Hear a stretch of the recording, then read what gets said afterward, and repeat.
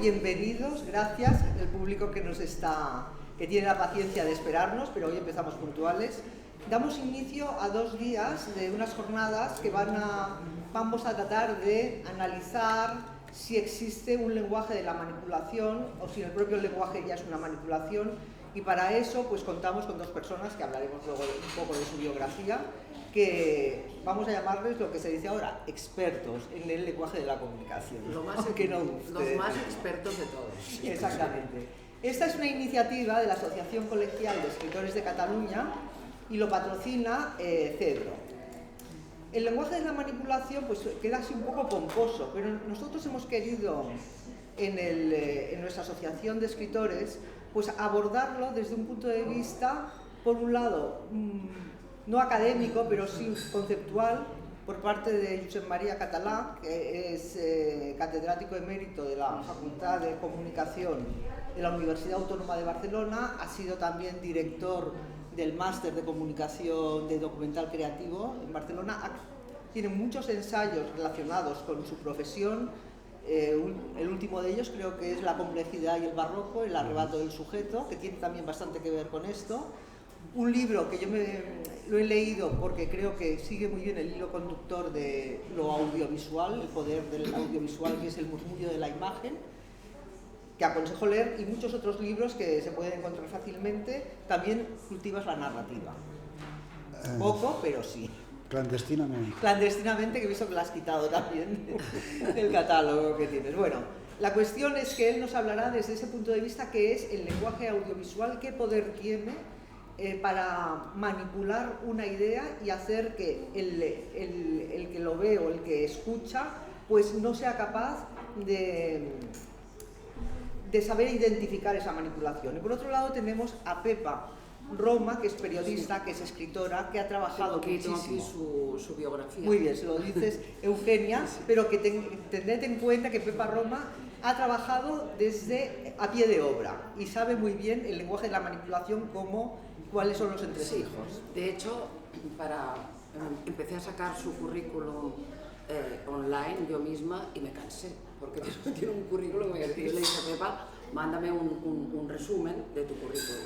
Porque claro, tiene, aparte de cuando era joven, más joven de lo de ahora, que ya es decir, tiene muchos años de experiencia, 30 años de experiencia como periodista, reportera, de las que cogían el micro y viajaban a todos lados del mundo, que entrevistaban a presidentes de todos lados, estuvo viviendo además en Estados Unidos, en Australia, en Inglaterra.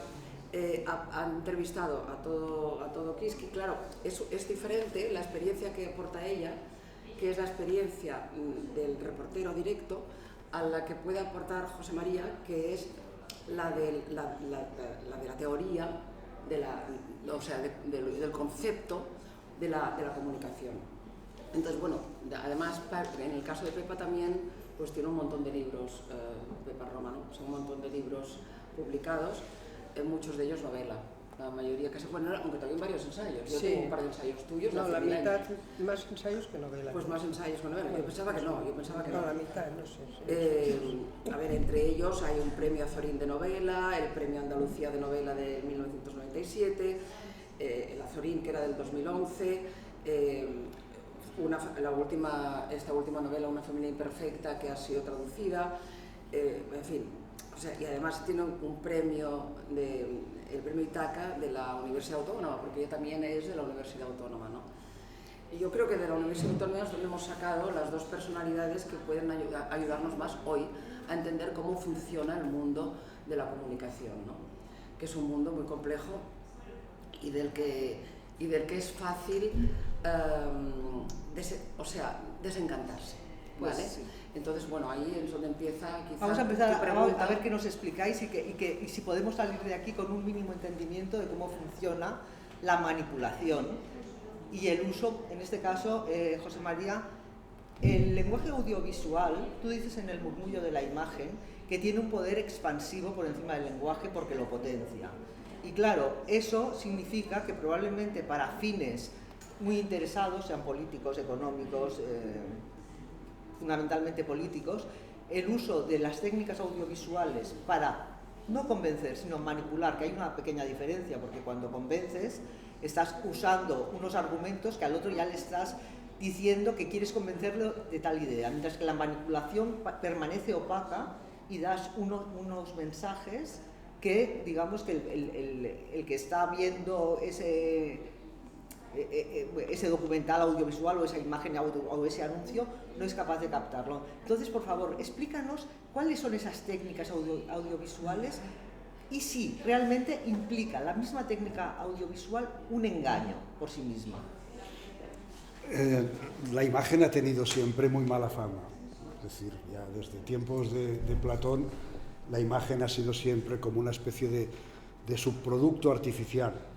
Yo creo que esta mala fama es errónea. No es una mala fama que tenga, por ejemplo, el lenguaje. Platón también decía que el lenguaje nos haría perder la memoria, que los saberes, los conocimientos ya no serían personales, sino que estarían extendidos, expuestos en los libros, etc. Pero después resulta que no estamos criticando constantemente el lenguaje, sin embargo, la imagen está siendo criticada. Se puede manipular con el lenguaje y se manipula con el lenguaje tanto como con la imagen. Las técnicas de manipulación son técnicas de manipulación que podrían tener que ver quizá con la retórica, y los retóricos también tienen mala fama precisamente porque parece que quieren convencer más allá de la verdad, pero yo creo que esto depende mucho del uso que se hagan de estas técnicas. No necesariamente que las técnicas tengan en sí una maldad intrínseca. En este sentido yo defiendo siempre que la imagen es un instrumento muy poderoso para pensar, por ejemplo. O sea, podemos pensar con la imagen. Ahora bien, claro, depende de cómo se utilice. Si se construye una falsa noticia con una imagen, evidentemente estamos manipulando. No hay un vademecum de técnicas específicas. Pero si sabes que, por ejemplo, ante un estímulo visual, el cerebro probablemente tiene menos capacidad reflexiva que ante una lectura en la que te da esa oportunidad de reflexionar, ¿o no estás de acuerdo? Yo no estoy de acuerdo en estos momentos. No estoy de acuerdo porque pienso que hay una manera de escribir, hay una manera de enunciar noticias. Si entrásemos en la retórica de los telediarios, por ejemplo, veríamos que la manera en que se enuncian los textos, la manera en que se organiza la noticia, es muy manipuladora. Igual que una imagen, evidentemente. Si una imagen te la presentan como verdadera y no es verdadera, pues sí, hay una manipulación. Pero no es la imagen en sí, es el uso de la imagen. A ver, hay un problema general. Y el problema general es que hay una serie de elementos que se dan como estándarmente ciertos, ¿no? O sea, la imagen dice la verdad, a través de la fotografía, por ejemplo, ¿no? Desde el principio la fotografía ha quedado como una plasmación de la verdad de las cosas. Pero eso es algo que se empezó a pensar al principio y lo hemos ya desmentido. Sin embargo, hay quien emplea todavía la fotografía como constancia de que aquello ha pasado. Pues quizá debemos llegar a la conclusión de que no es así. O sea, de que una fotografía, como si fuera una pintura, como si fuera una novela, etcétera, pues tiene su propia estructura, su propia forma de hacer las cosas, te puede dar una referencia, pero da mucho más que la referencia, y a veces mucho menos que esa referencia, porque se pueden esconder cosas en la fotografía, de la misma manera que la fotografía añade y suministra elementos que a lo mejor un texto, que a lo mejor una noticia no hace. Por lo tanto, en este sentido, el gran problema, creo yo, es creer que hay determinadas instancias, determinados medios que nos pueden decir la verdad. Quizás debemos desconfiar de esto. En el momento que desconfiemos de esto, estamos de alguna manera inmunizados contra algo que nos puedan decir. Este planteamiento, sí, este planteamiento, que lo vamos a ir desarrollando, yo creo que está cojo de algo que es que no hay una neutralidad en las imágenes. Tú cuando escoges una imagen para representar... No hay una neutralidad en nada. Exactamente, quizás no hay una neutralidad en nada. Pero esto vamos a ir tratándolo. ¿Sabes qué pasa? Sí, como es que si no se me va a olvidar. No. Entonces, no, porque precisamente una de las cosas que tiene mucho que ver con la noticia manipulada o no, una de las preguntas que te quería hacer a ti, y es si realmente tú ves una diferencia de cuando micrófono en mano te ibas al otro punto del planeta a dar noticias, y como tú lo hacían otros muchos, si ves, ¿qué diferencias ves en cuanto a la posible o no manipulación de lo que pasaba entonces en los 80s o lo que está pasando ahora? Porque realmente ha habido como un cambio en la manera de dar las noticias. Entonces, ¿ves realmente alguna diferencia o lo estoy imaginando yo o lo creo yo?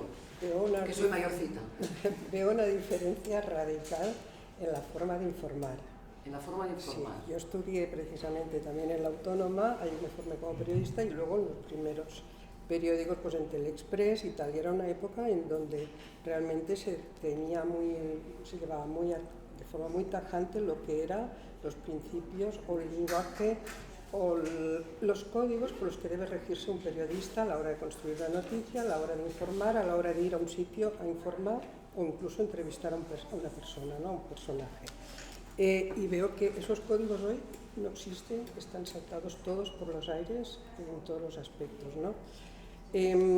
Entonces, sí, hay una forma totalmente diferente de informar. Podríamos hablar, por ejemplo, de una diferencia. Por ejemplo, el periodismo. Creo que aún hay un referente con lo que tú lo puedes contrastar, ¿no? La forma de hacer periodismo. Creo que, por ejemplo, los únicos que actualmente pueden mantener los estándares con los que nosotros fuimos educados y empezamos periodismo, y yo creo que hubo una época en que sí todos tratamos de aplicar aquello, sería The Economist y la BBC. Solo que yo las tengo, BBC, y yo tengo al lado BBC, CNN, Fox y 24 horas. Y voy pasando de unas a otras y voy viendo las diferencias. Las diferencias de cómo comunica la misma noticia. Cómo comunica la misma noticia. Hablando, por ejemplo, por hablar de un tema, el tema del reporterismo internacional, cosa que yo he hecho bastante, o de entrevistas internacionales a lugares de conflicto, por ejemplo.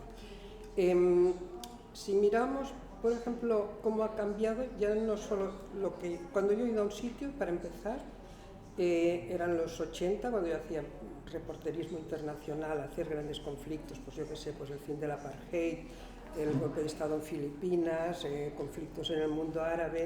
En primer lugar es que era ya el periódico que no te dejaba volver en un mes, o sea, hacíamos contexto. O yo me iba, por ejemplo, hice también una serie de entrevistas, me dijeron, coge los 10 personajes más relevantes del momento. Cogí 10 personajes internacionales. Uno de ellos era Menem, que había llegado en aquel momento, y era interesante para ver cómo cambiaba el paradigma de Argentina, ¿no? Y entonces, pues, ¿qué hacía yo cuando iba a un sitio? Aparte de entrevistar a este personaje que yo sé que me iba a querer vender la moto de su propaganda política, me hacía un reportaje a fondo del país, me iba por todos me cogía todos los estamentos sociales, los ricos, los pobres, me iba a los barrios miseria, ponía aquello en contexto. Eso es lo que no hacen el periodismo ahora mismo, no hay contexto en absoluto. Por ejemplo, el tema de las guerras. Vimos como, yo creo que hubo un gran cambio, y allí se introdujo también la posverdad, el tema de la posverdad que queríamos hablar. Hubo un gran cambio a partir de la guerra de Vietnam, yo diría. La guerra de Vietnam fue decisiva, el trabajo de los periodistas fue decisivo para que se terminara aquella guerra, porque fue tal impacto en la opinión pública ver lo que recogían, no solo lo que les pasaba a los soldados que enviaban a todos esos reclutas allí que volvían drogados, medio locos. Una de las cosas que más impacto creo que tuvo de la guerra de Vietnam es precisamente una foto en la revista Life, no sé, que a lo mejor los que la habéis visto no se os habrá borrado, que era de una niña corriendo desnuda, huyendo del napalm. Desde la guerra de Vietnam no se ha vuelto a permitir que los periodistas entren en sitios, en guerras importantes. Otras guerras así más secundarias o que no se jugaba el imperio la cosa, pues como Filipinas, yo he hecho el golpe de Estado contra Corea Aquino, pues he hecho todos los estamentos que he podido y tal, ¿no? pero si hubiera estado allí las tropas americanas seguramente no lo habría podido hacer. Y por ejemplo, ya lo vimos en la guerra del Golfo, ahí es cuando entra la posverdad, que luego con Trump es cuando ya se dispara, ¿no? En la guerra del Golfo es que solo era la CNN y algún otro medio importante que podía ir en algún avión de las Fuerzas Armadas americanas. No se dejó entrar a ningún periodista sobre el terreno. La única información realmente relevante que hay de aquello, que yo sepa, es lo que sacaron los propios soldados americanos, los que estaban asqueados allí, los reclutas de Abu Ghraib. No sé si os acordáis de las cosas. No, los periodistas o los que han querido sacar ya información importante y relevante, o son hackers o son el Snowden que está allí, ¿no? Entonces, la información, yo creo que desde la guerra de Vietnam, sobre todo en los escenarios donde hay los escenarios importantes, el reportero ha quedado muy controlado. Borrado, sí. Yo cuando empezó ahora la guerra de Ucrania, por ejemplo, dije, por fin los reporteros vuelven sobre el terreno, y al principio me emocionó mucho porque me recordó cuando iba y te metías en todas partes en el terreno porque es a lo que vas, ¿no? Y me emocionó mucho, pero sinceramente ahora veo que están a disposición del jefe militar lo que dice cada jefe militar, y uno te dice, hoy avanzan por aquí, o mañana avanzan por allá.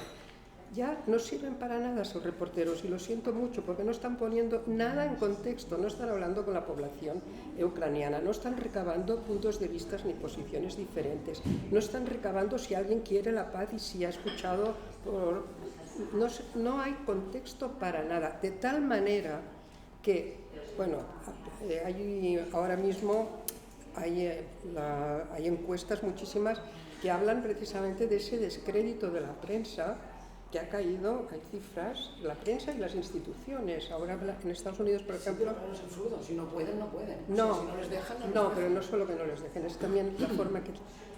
El The Economist está reaccionando precisamente contra toda esa deriva informativa en la que estamos todos, y además muy contaminada por la posverdad, y está poniendo en marcha, por ejemplo, dos sistemas. Uno se llama Verify, que es que va a mostrar al público cómo hace las noticias, pero otro muy significativo, que lo ha inaugurado, ha contratado un sistema de satélites para ver desde el terreno el avance real de unos y de otros. ¿Por qué? Pues porque ya no se fían de los reporteros que hay sobre el terreno, porque han perdido la credibilidad. Doctora, me gustaría saber un poco la opinión de los dos con respecto a esto. O sea, ¿qué hay detrás de esto? ¿Por qué ocurre esto?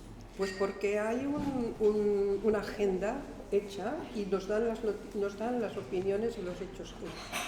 Bueno, ya dejo hablar a José María. Los dos puntos de vista, más teórico, más, no sé, saber el por qué está ocurriendo esto, porque es obvio. Bueno, tampoco tenemos por qué estar dividiendo la teoría y la práctica. De todas maneras, es difícil hablar mal del periodismo teniendo a Pepa Roma al lado, porque ella es una gran novelista y una gran periodista. Pero yo creo que esto en estos momentos son las excepciones. Y claro, los grandes acontecimientos mundiales, como puede ser la guerra del Vietnam y otros momentos, a veces en positivo, en este caso en negativo con la guerra del Golfo, siempre de alguna manera cambian las coordenadas. Yo creo que deberíamos bajar a tierra y ver cómo se organizan las noticias en los telediarios. Aparte ya de si los corresponsales en los lugares de guerra, que siempre son en cierta manera privilegiados porque están tan en contacto con algo que es muy potente, siempre tienen más posibilidad, digamos, de sobresalir y de dar unas noticias que nos parecen importantes. Ahora bien, yo doy fe, porque he sido decano de la Facultad de Ciencias de la Comunicación, que se sigue enseñando un buen periodismo. Sí. Pero cuando uno ve el telediario, dice, ¿dónde está lo que les hemos enseñado? Efectivamente. Porque, claro, ¿qué hacen los periodistas? La gran mayoría, ya no los corresponsales. No. Van a preguntar a la gente si hace calor en verano o frío en invierno. Si uno ve lo que en estos momentos, lo que se dedica al clima, pero no al cambio climático, sino al clima, al tiempo, en un telediario, a veces es 3 veces más que lo que se dedica a la guerra de Ucrania. La guerra de Ucrania, o sea, el reportero te dice 4 cosas, pero sin embargo ha abierto el telediario diciendo que hay unas lluvias en Andalucía tremendas, luego van a salir esos pequeños reportajes que son reportajes perversos, es decir, ir a las playas a ver si la gente está en la playa y si ahí pasa calor o no pasa calor, para que digan una palabra simplemente o dos, es decir, sí o no, y luego al final otra vez lo que antes era la sección del tiempo, al final es bochornoso. Hablamos de esto y hablamos de muchas cosas más. Por lo tanto, ¿cómo se organizan las noticias? Eso está bien pensado, pero quiero preguntarle precisamente a Pepa Roma, que has estado siempre en el terreno, que me digas cuál es tu punto de vista actualmente, si el periodista tiene ahora la posibilidad de editar, de escribir las noticias, de difundirlas según su propio criterio, o está sometido a una jerarquía, vamos a llamar política o empresarial, ¿no? En el caso de los que trabajan en periódicos. Es que entre las cosas que hemos hablado de los reporteros, era un ejemplo solo, precisamente los grandes cambios también pasan por ahí, por el quehacer diario en la construcción de las noticias. Perdona, ¿me has dicho sí? No, si tú crees que hay una posibilidad real de vale, que sí, la el periodista independencia pueda del periodista. trabajar libremente. No es tanto como que le digan en el periódico ves y escribe esto, aunque en los tiempos en que yo aprendí periodismo y me inicié, que era una época realmente de renovación, yo sentía una libertad total de salir a la calle y además nos enviaron a la calle a hacer todo aquello que durante el franquismo no se había podido hacer. Había un terreno enorme de ir a indagar todo lo que tenía la sociedad de la que no se había hablado. Porque durante el franquismo lo que tenía es que no se había hablado de muchísimas cosas, entonces teníamos un campo enorme y además estábamos libres, sobre todo en la prensa así de la transición que nació con una voluntad de libertad, como era Telexpress, luego el periódico y tal, había una libertad total. Yo veo que esto se ha terminado en muchos aspectos. En primer lugar, antes he hablado del reporterismo de ir allá de un mes. Un mes es que te permitía poner en contexto cualquier información. Entonces, ¿qué pasa? Que ahora, ni para ir de enviada especial, pero tampoco para aquí, se envía los reporteros tienen medios para hacer noticias en contexto. Entonces, el problema es que los periódicos se han convertido en un negocio. Entonces, han entrado muchos elementos en competición con este negocio, Internet, pero también la propia descredibilidad, la pérdida de credibilidad de los propios periódicos hacen que el periódico que ayer te resultaba indispensable, hoy ya no te resulte indispensable, porque y luego piensas que puedes obtener noticias. Eso hace que los periódicos cuesten dinero y solo la prensa que está subvencionada desde fuera, como la BBC, que es una televisión pública, o The Economist, que es una voluntad de un formas la BBC ya no es lo que era. Tampoco, porque con lo del rey, los de los reyes, sí. Y la entrada de los Tories conservadores en la BBC ha cambiado la estructura de la pero BBC.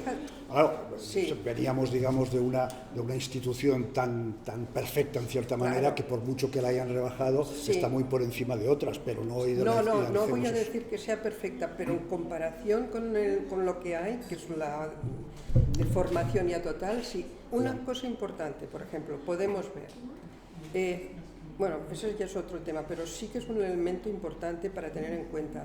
Por ejemplo, se ha demostrado que Trump dice mentira tras mentira tras mentira y es inmune, ya no, y por mucho que diga la prensa que lo demuestre, que veamos fotos, imágenes, que lo digan los jueces, el público es inmune a sus... ¿Por qué? Pues porque la prensa ha perdido ese poder. Por ejemplo, la prensa el poder de la prensa lo pudimos ver en el Watergate, cuando dos periodistas tumbaron a Nixon por unas escuchas, que es mucho menos que lo que está haciendo Trump, muchísimo menos. Lo tumbaron porque aparte del poder y la credibilidad que tenía aquella información, también había una ética colectiva del país, que había ciertas cosas que no se tenían que tolerar. Y en esto la prensa tiene un papel fundamental en estar construyendo constantemente esa ética de la verdad.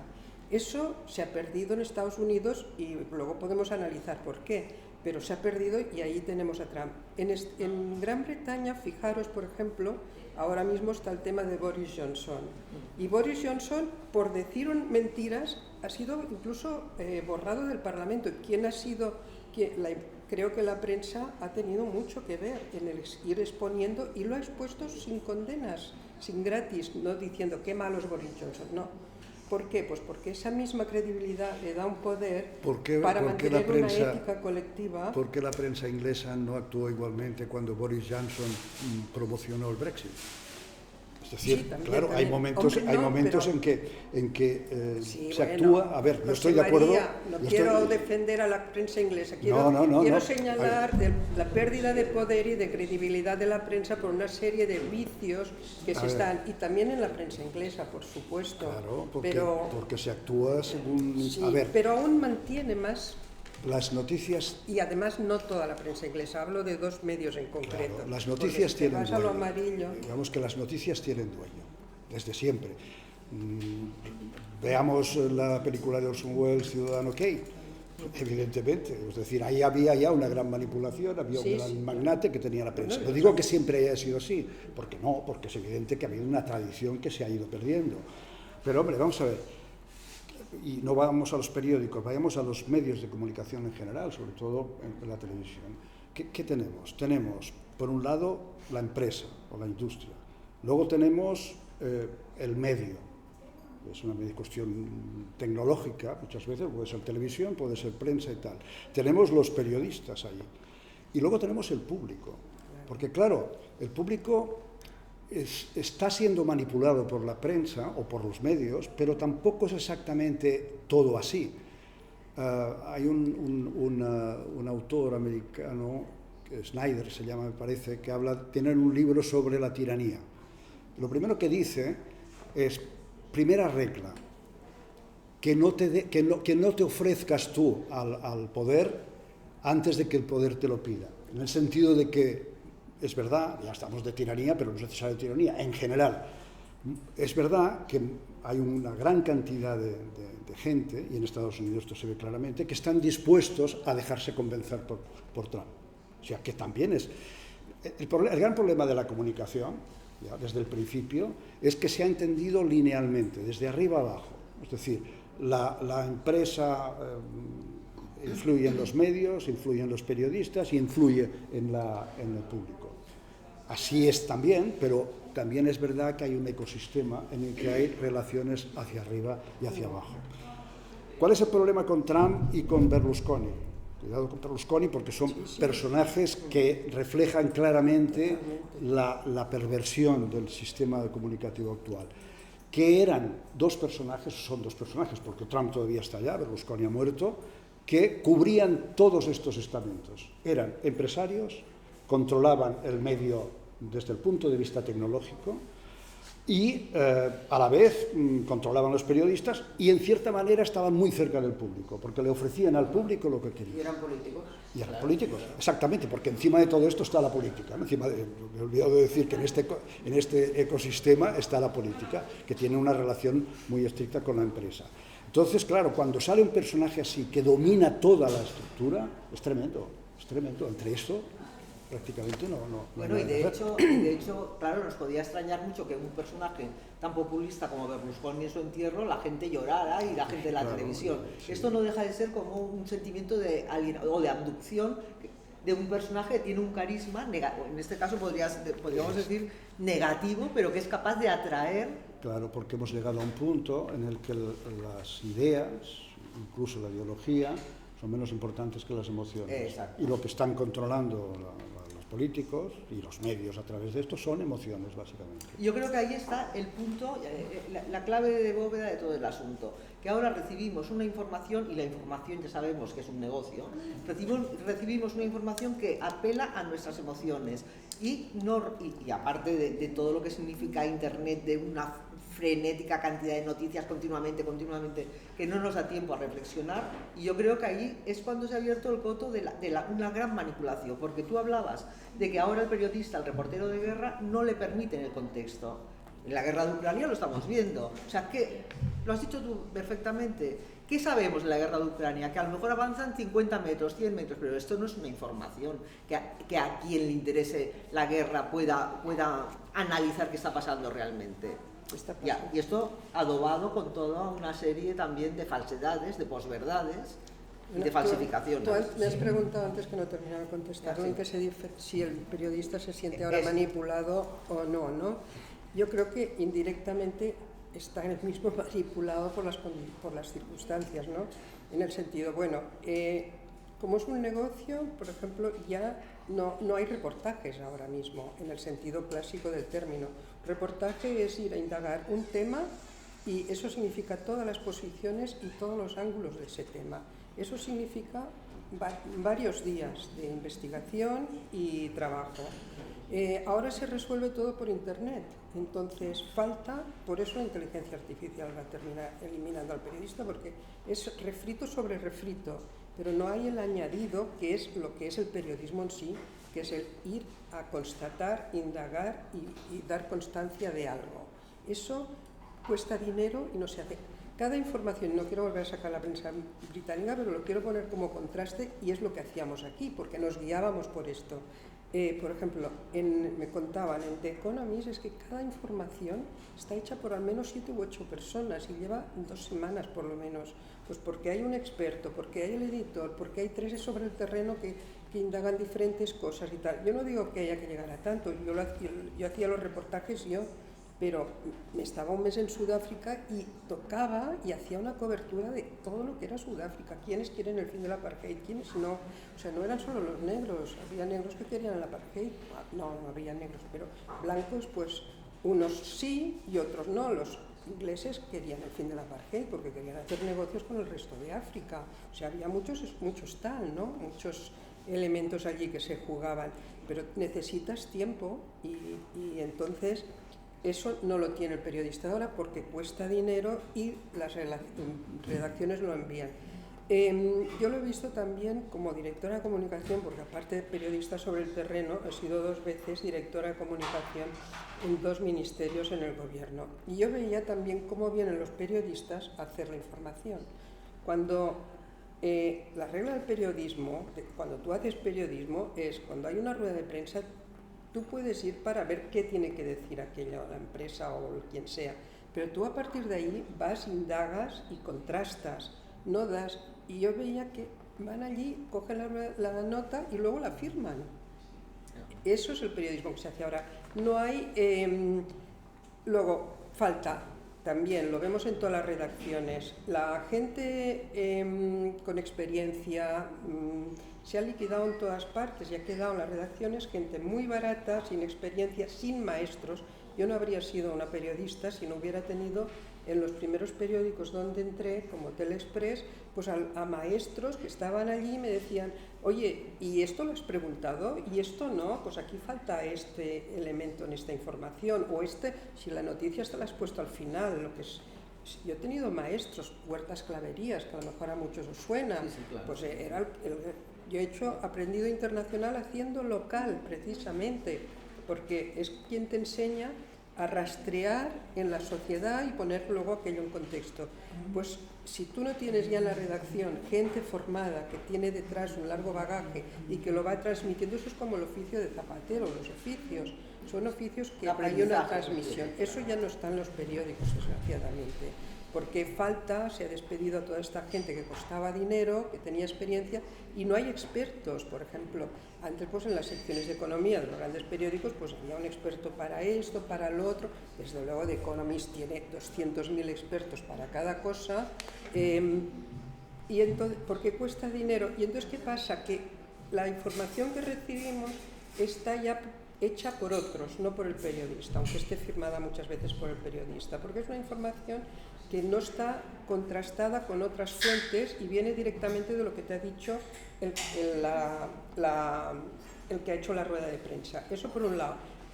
Pero otra cosa aún más visible, que lo tenemos también, y que no lo he visto nunca jamás en The Economist, por ejemplo, es cómo aquí, para que veamos cómo no se está poniendo en contexto ninguna información, es en el discurso político que ocupa precisamente gran parte de la información. El discurso, cualquier idiotez que dice un político es noticia. Pues no. Mirad, lo siento, pero es que No si lo digo porque estamos aquí si encantados no de leo escuchar. The Economist es que no tengo punto de referencia, pero sacaba el otro día una información de Economist que a mí me parece muy interesante, que era, dice, acompañamos al secretario de Defensa norteamericano en su gira por el Pacífico para que nos cuente la nueva estrategia, porque claro, sabemos las tensiones que hay en el Pacífico entre China y Estados Unidos. Y entonces, en esa información no había ni una palabra de este señor, del secretario de Estado de Defensa. Estaba contándonos las líneas de defensa que establece Estados Unidos o con las que piensa pues una línea defensiva que pues, ya todos conocemos, que establecida desde la Segunda Guerra Mundial, que viene desde Japón, Corea, Japón, Taiwán, y la otra decían que estaban entre dudas si esta o la más interior, que era pasando por las islas del Pacífico, ¿no? Entonces, ¿qué habría hecho un periodista español? Habría sacado 1000 veces el peligro de China, el no sé qué, habría entrecomillado 1000 veces al secretario de Estado, habría cogido toda la propaganda que hubiera querido darle el secretario de Estado sobre el gran peligro amarillo, y eso es lo que habría dedicado a la información. Pues no, lo importante es, a ver, ¿qué estrategia real tenemos de defensa? Yo sé que él se enfada muchísimo cuando ve estas cosas en la televisión. O sea, cuando ve que el tema importante no se toca y la anécdota o la estupidez o el morbo se pone de relieve.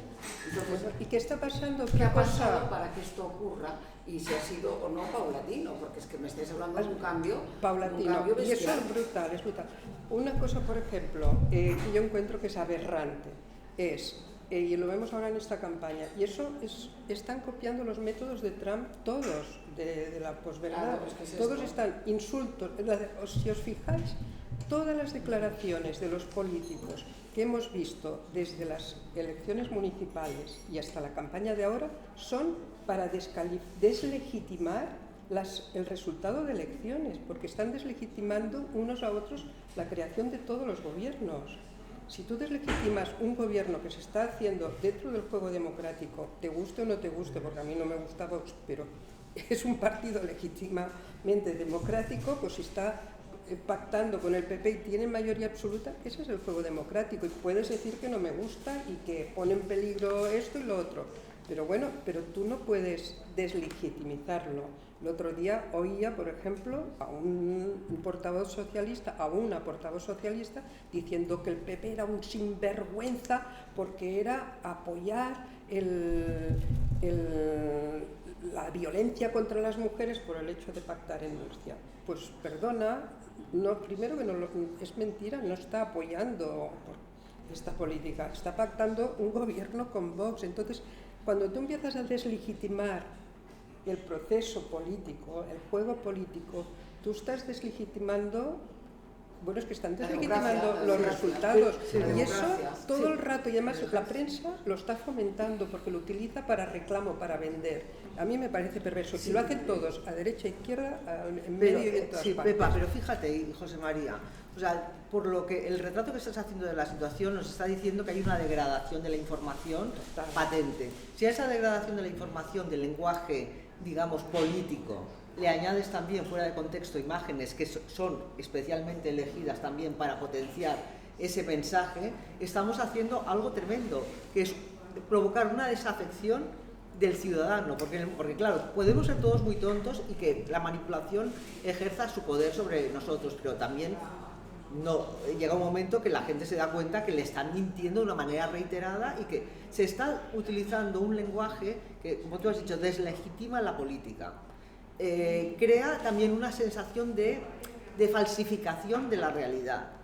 Y ante esto, lo único que se nos ocurre es, ¿tenemos los ciudadanos algún tipo de defensa contra esa manipulación evidente? Sea periodística, acompañada también de lo audiovisual, que tiene muchísima fuerza, ya lo ves en las campañas políticas. Sí, la imagen, la fuerza. Igual que todo lo demás. Bueno, sí, a ver, antes la referencia era el periodismo de investigación.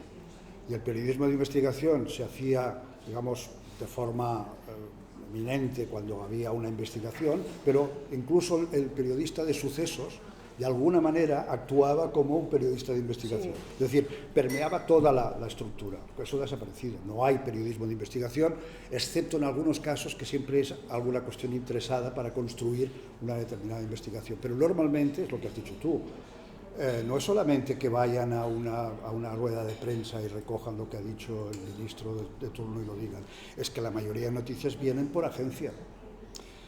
O por agencia o por los mismos gabinetes de los ministerios. Por lo tanto, son los hacedores de las noticias. Los periodistas no hacen nada, simplemente lo que les dé la agencia, que la agencia ya ha filtrado lo que quiere filtrar, dependiendo de una, o lo que el ministerio quiere. O sea, que hemos llegado a este punto, ¿no?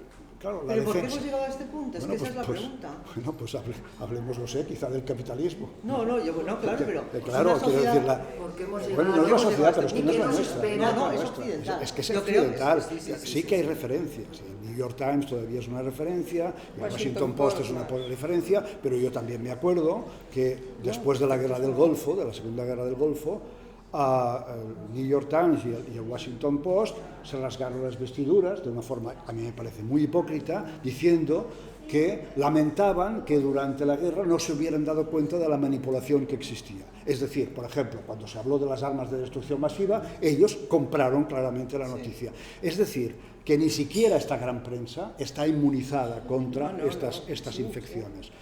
¿Qué se puede hacer? Yo no lo sé, porque recuerdo que hace 20 años se puso de moda en las facultades de periodismo el periodismo de proximidad, el periodismo ciudadano, etc. Claro, ahora han venido las redes sociales y esto es el periodismo ciudadano de proximidad, completamente pervertido. Claro, es que es muy difícil controlar esto. O sea, estas redes sociales deberían ser ese contrapoder. Lo son, hasta cierto punto lo pueden ser, pero no lo son. Porque no utilizan los métodos del periodismo de contrastar, de poner en contexto, de la información de base. Pero como resulta que el periodismo de referencia tampoco lo hace, entonces estamos... tú has preguntado qué se puede hacer. Entre otras cosas, una que sí se podría hacer, creo, y se ha dicho muchas veces, pero luego se abandona porque no interesa a ningún partido, es la televisión pública, por ejemplo. La televisión pública sería la primera que tendría que convertirse en un modelo de información, que no es. Y os voy a decir por qué no es, entre otras cosas, entre muchas. A ver si José María está de acuerdo, ¿no? Pues ya la forma misma en que hace la información, en el plan emocional, como has dicho tú. Por ejemplo, ahora hemos asistido al naufragio en Grecia, ¿no? Pues la televisión española, ¿qué ha hecho? Pues ha cogido allí a dos, uno con la cara quemada, primeros planos, solo primeros planos en estos. Morbo. ¿Qué ha hecho la BBC? Lo siento, sorry, pero es que está financiada por... tiene unas normas que son públicas y porque no está planteada como un negocio, ni compite por la audiencia, ni por la publicidad como Televisión Española, que es lo que no debería hacer. Pues, ¿qué ha hecho? Pues, a raíz de eso, pues cogió 4 expertos que los tenía allí, iba preguntándoles, y además eran expertos, uno de las Naciones Unidas, otro de no sé dónde, y iba preguntándoles toda una serie de cosas, porque eso no ha pasado ahora, pero es un problema reiterativo, repetitivo, que está pasando y que cada vez nos rasgamos las vestiduras y decimos, ¿cómo se toma una solución con respecto a este tema, ¿no? Entonces, pues empezaba a hablar diciendo, pues el problema de la inmigración que supone para Europa. Hablaba de la cantidad de cómo se ha doblado la llegada de inmigrantes desde la prepandemia, cómo más de la mitad eran emigrantes económicos y no de otros, porque hablaba qué capacidades de absorber a la gente que llega tiene Europa. Entonces, hacía la distinción de unos que son refugiados y que no son atendidos. ¿Y cómo? ¿Por qué no son atendidos y qué hay que hacer para atender a esos? Entonces, desmenuzaba el problema en muchas. Hablaba, por ejemplo, también de cómo era difícil de resolver, precisamente pues, porque toda esa llegada masiva pues, estaba haciendo crecer la oposición, las extremas derechas, las políticas de gobierno. Pero hablaba de muchos temas, de cómo resolver este tema. Y luego imágenes, ni un primer plano de alguien llorando y diciendo mi padre, mi madre o mi tía. Imágenes siempre Que apelaban a largo más a la plano razón y del- medio del- plano como mucho. Claro. Pero vamos a ver. Apelaban a la razón del espectador, no tanto a la emoción. Y aquí nada, sí, entonces ¿qué lleva esto? Yo creo que lleva esto a un efecto también muy perverso, porque decimos, las extremas derechas están creciendo por la falsedad del discurso y tal, pero creo que también las extremas derechas están creciendo por otra cosa, y es que primero utilizan la mentira con total Adornada. impunidad, ¿no?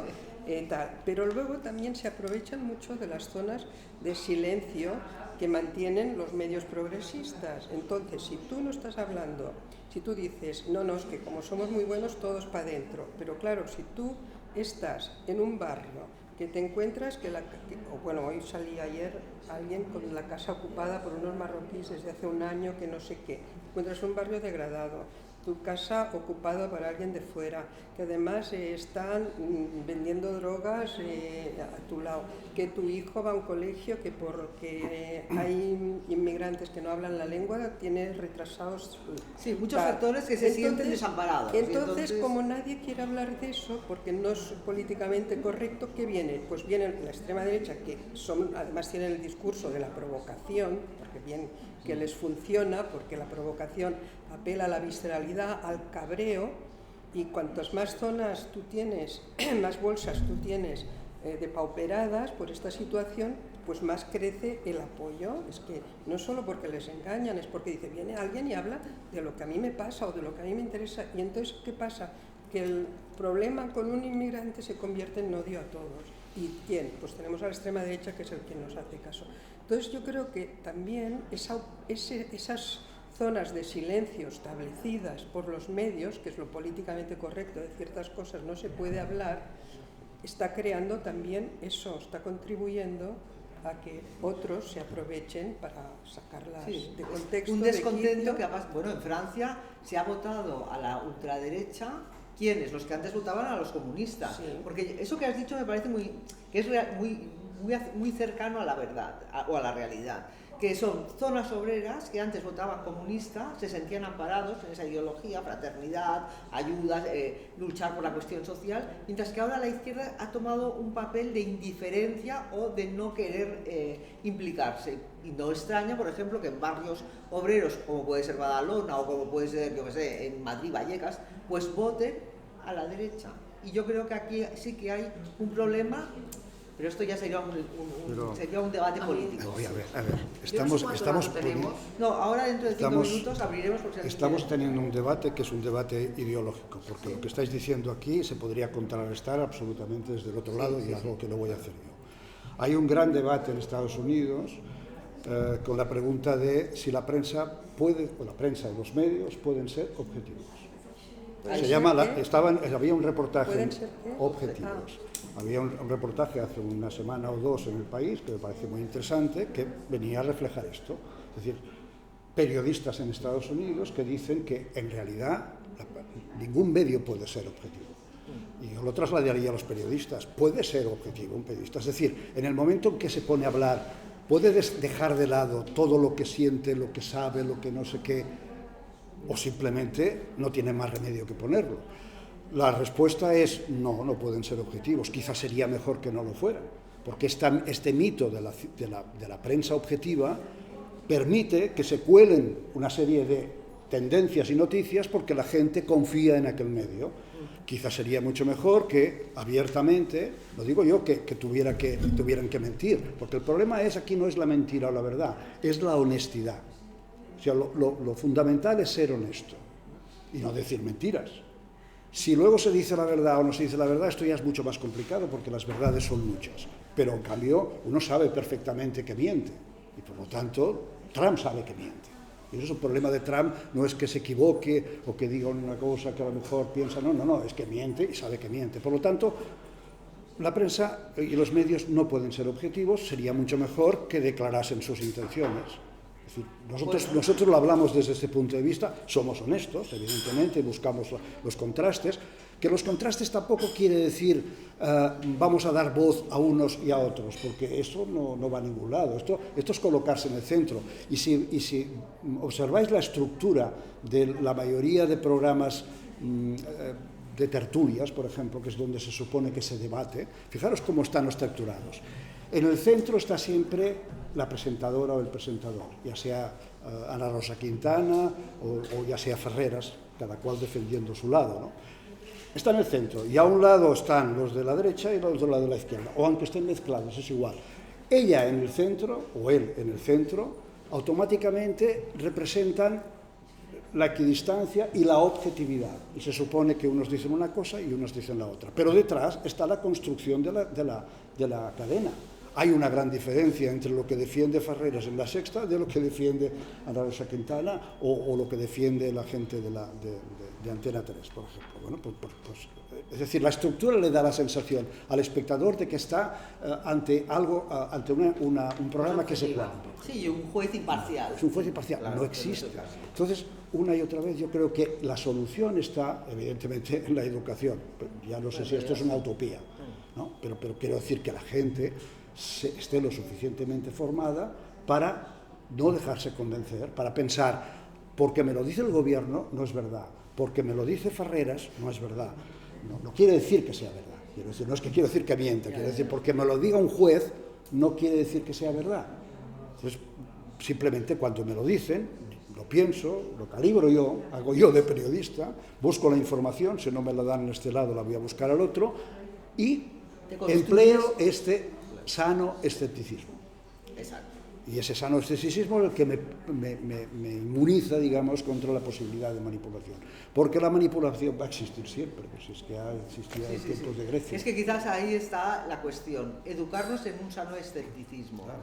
Y no sé quién decía... A ver, vamos a ver, de todas formas, con respecto a lo que ha dicho José María, dos cosas. Esto del escepticismo, de hecho, ya lo están aplicando la gente, porque ahora había encuestas, precisamente en Estados Unidos, que el descrédito, o sea, el descrédito hacia instituciones, prensa y tal, había bajado en los últimos años del 42% al 32%. O sea que solo un tercio de los ciudadanos, cuando habla el presidente se lo cree, cuando habla un congresista se lo cree, o cuando tal, o cuando la prensa estaba también en los niveles más bajos. El estamento que tenía más credibilidad era el ejército, con el 72%.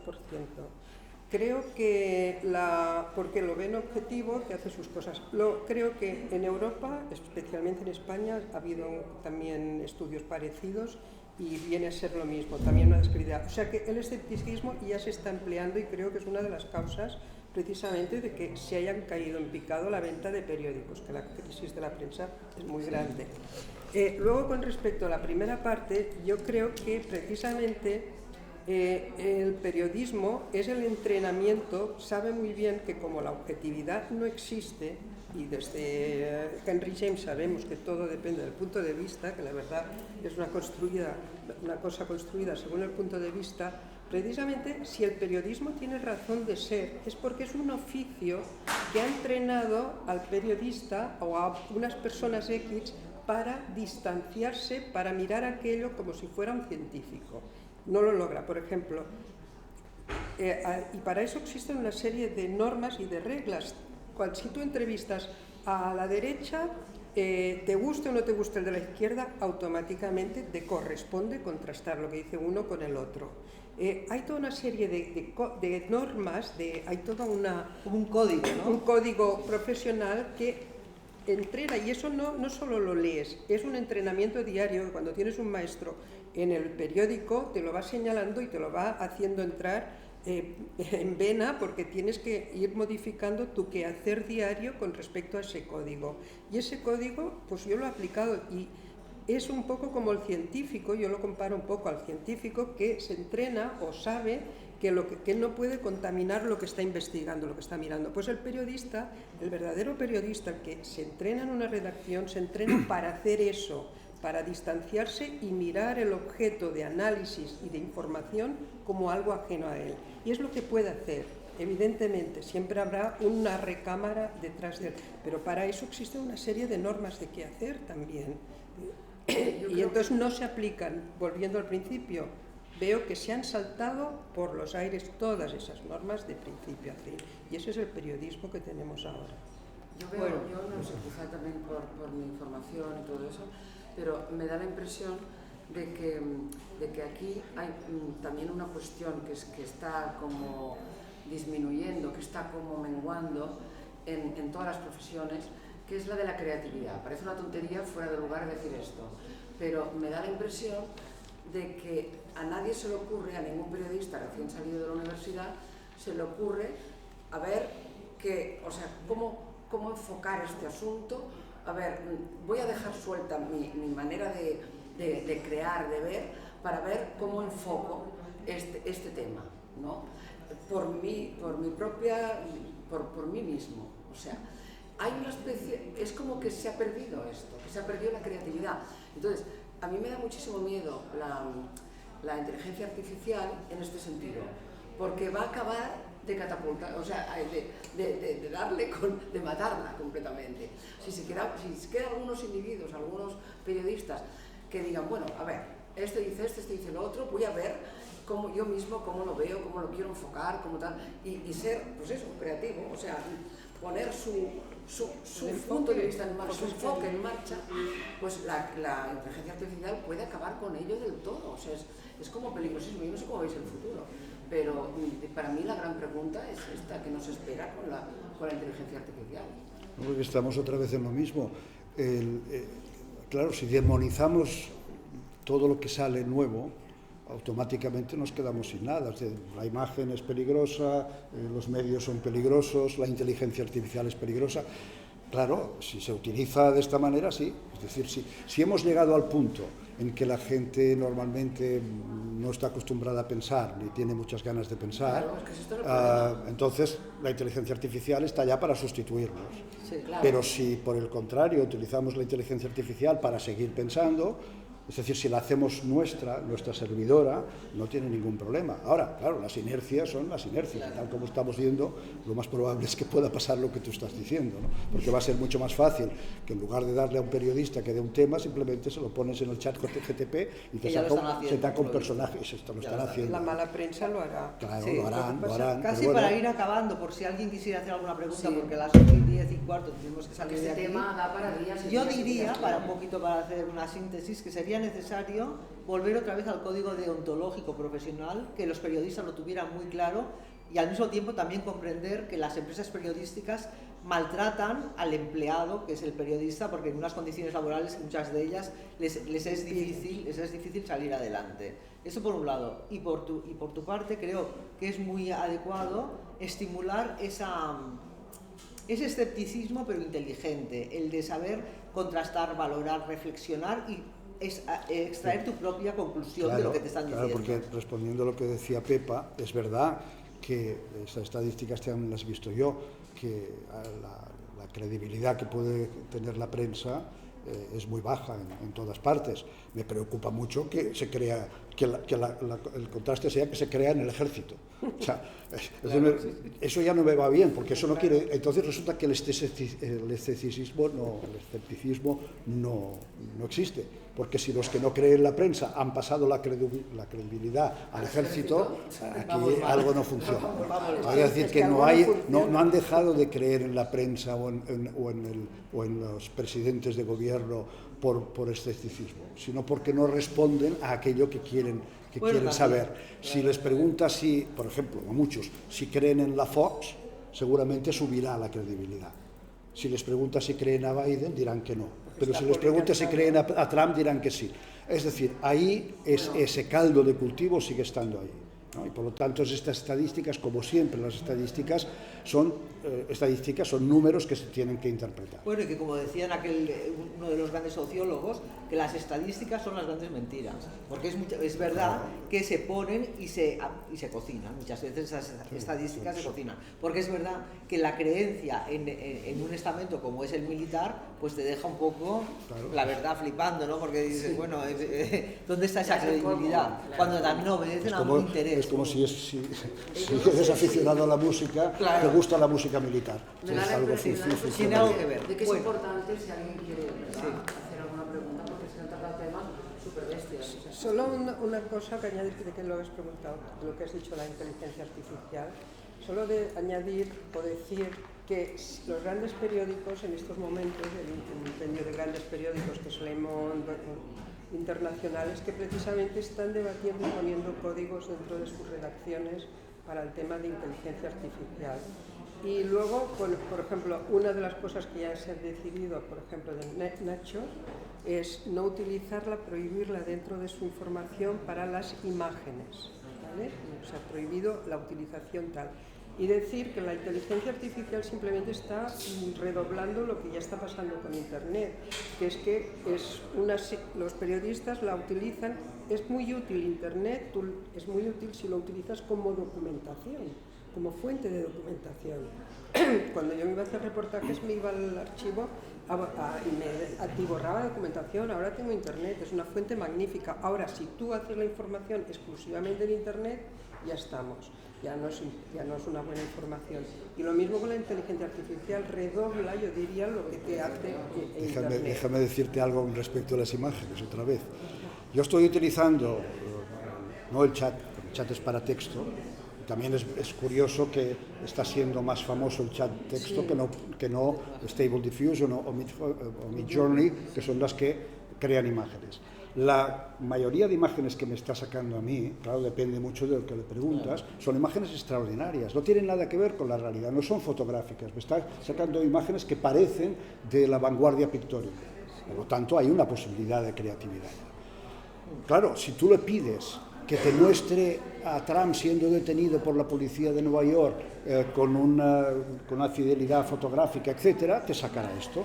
Pero es que esto no se necesita la inteligencia artificial, es que alguien con Photoshop ya lo podía hacer. Sí, ya lo hacían. Por lo tanto, claro, ya lo hacían. O sea, la manipulación con imágenes. A ver, decíamos la cuestión emocional de sacar primeros planos de los migrantes en situaciones dramáticas, etcétera. El Photopress, es decir, el World Press Photo, que cada año da un premio a las fotografías de fotoperiodismo, la mayoría de estas fotografías y sobre todo los premios son altamente emocionales.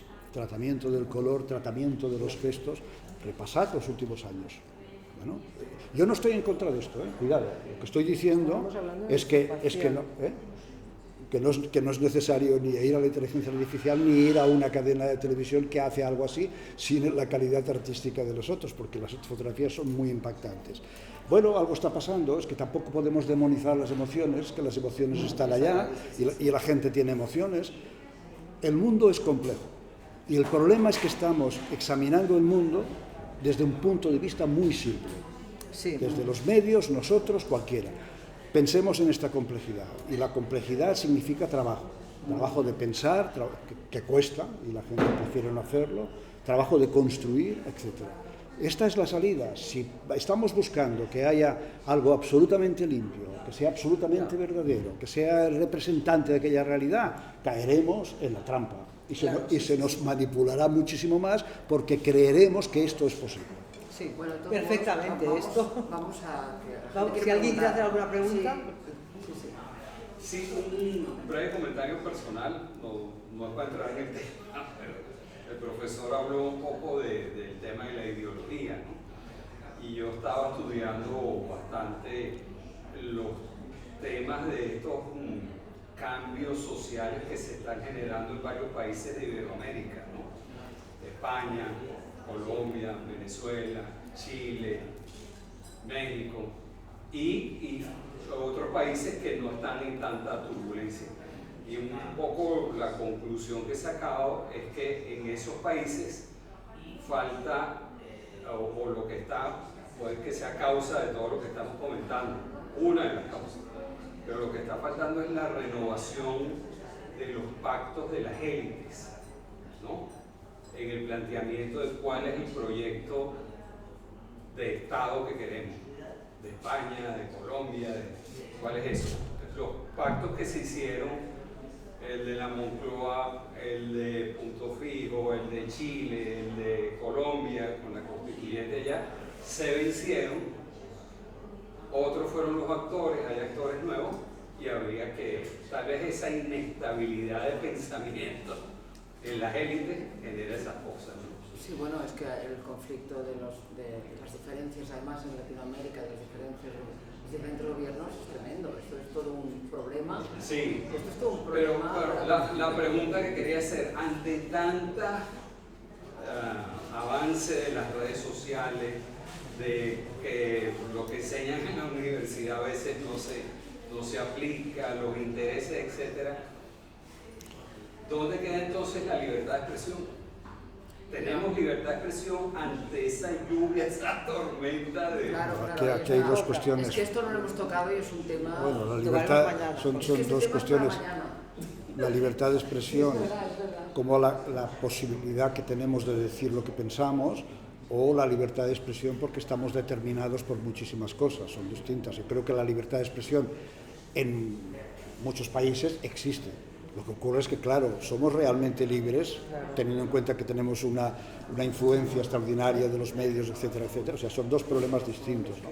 Yo creo que la idea del pacto, que usted ha sacado a colación, pacto político, pacto nacional, es algo tremendamente importante. En momentos determinados y en ciertos países se pudo hacer. Aquí en España se pudo hacer ese pacto, que no contentó a todo el mundo, ¿eh? Tampoco es que fuera perfecto, pero es verdad que no sé si estamos en condiciones en ningún país en estos momentos de llegar a este pacto. ¿Puede Estados Unidos hacer una refundación de su democracia a través de un pacto nacional, teniendo en cuenta cómo está la cuestión? Uno lo duda. ¿Se puede hacer en España, teniendo en cuenta que hay dos bloques enfrentados, que uno demoniza al otro? Es muy difícil, pero esto es importante. Es decir, la salida sería de las democracias occidentales, en Latinoamérica, en Europa, donde sea, que hubiera esta refundación, es decir, que se pudieran reunir los diferentes estamentos sociales, los políticos, etcétera, y llegar a un pacto de qué queremos ser, porque si no, la salida es las dictaduras y Putin, China, etcétera. Porque esto, claro, da mucha más estabilidad, por eso también la extrema derecha, porque en cierta manera parecen tener las ideas muy claras, responden a lo que la gente pide y acabaremos, de alguna manera, digamos, desgraciando el país votando extrema derecha. Yo creo que, por ejemplo, el tema del todo el tema... Yo no sé si es la última, pero me gustaría dar una imagen positiva también del periodismo. Vosotros habéis hablado del gran periodismo internacional, político, pero también hay otro tipo de periodismo, como el periodismo más ¿cómo diría yo? Más de calle, de periódicos locales, de periódicos de barrio, de investigaciones, de problemáticas más cercanas. Y yo creo que hay también varios periodistas que lo están haciendo muy bien y que están sacando temas y que están investigando y que denuncian cosas. Y eso también es periodismo. Y es que yo creo que es un periodismo que en estos momentos está funcionando mejor. Sí. Nos decía que estoy totalmente de acuerdo. O sea, un periodismo más a pequeña escala.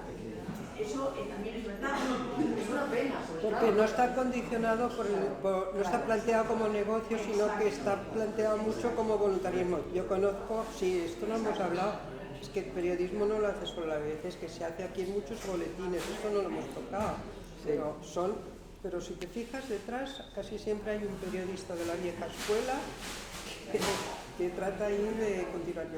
Yo recibo cosas de estas. Ese merecería otro podcast para otro Esto merece una... Sí, porque además esto está dirigido hacia un servicio público, ¿verdad? Es el periodismo que se hace en esas revistas de barrio, en las revistas comarcales. Revistas o periódicos, secciones que no es política internacional. Sí.